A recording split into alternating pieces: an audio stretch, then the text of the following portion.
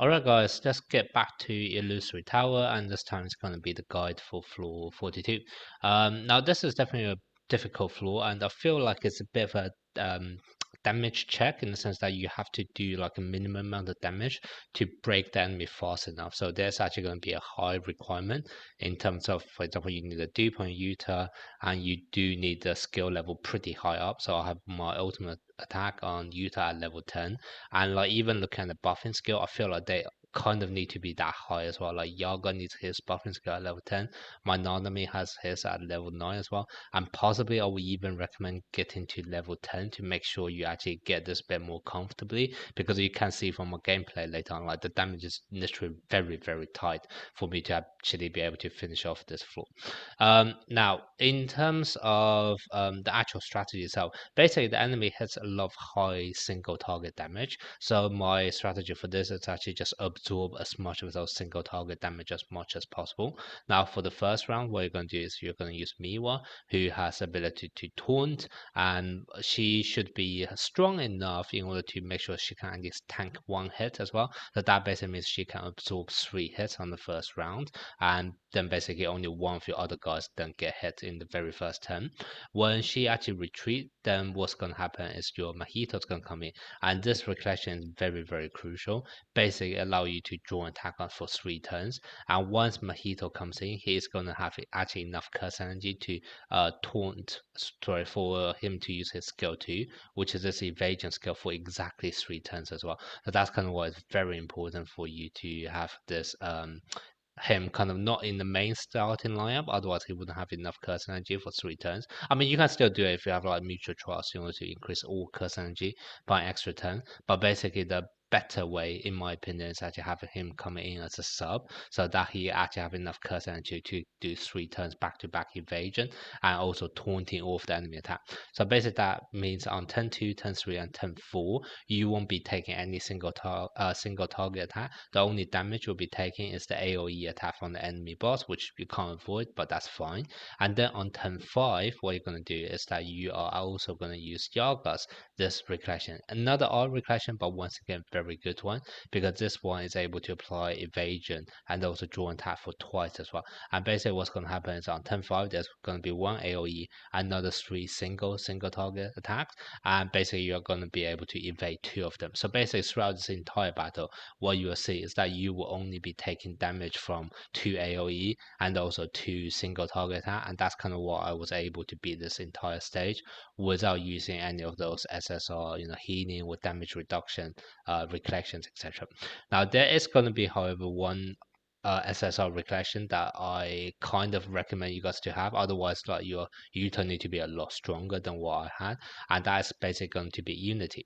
Now you can actually substitute Unity for another Recollection. I believe I think either Unity or a Wish from Past would do. Maybe even Mutual Trust. I'm not too sure about Mutual Trust, but I do feel like Unity and the Wish from Past would definitely work. And basically, the reason why those Recollection work is that I actually need Mahito to be able to use his domain expansion to wipe out 15% of the enemy's break bar as well, just so to make sure my Yuta can actually break the enemy later on. And that is super, super important, because basically if you do not have Unity, what's going to happen is that after 3 turns, Mahito is going to have about, I think, like 99% ultimate energy charge up. Like, it's really annoying, it's just missing that single bit, but basically you can't use domain expansion, and he's not actually bulky enough to then tank the next round AoE attack, so you can't even do like RNG to make sure Mahito survive and then domain expansion next turn. And that's kind of why you would then either needing to bring Unity to make sure that your Mahito actually get his ultimate charged up on the 4th turn, or on turn 5, in order to do domain expansion, or you will use the healing Recollection to make sure Mahito actually top up his HP to hopefully then actually being able to tank the AoE attack from the enemy. And if you are doing it that way, you may even need to change this Recollection to the one which give permanent damage reduction, which is this one.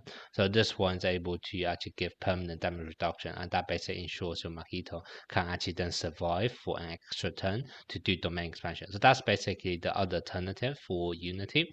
And also there's another free-to-play option for Unity as well, if you guys were started playing the game when this event was on.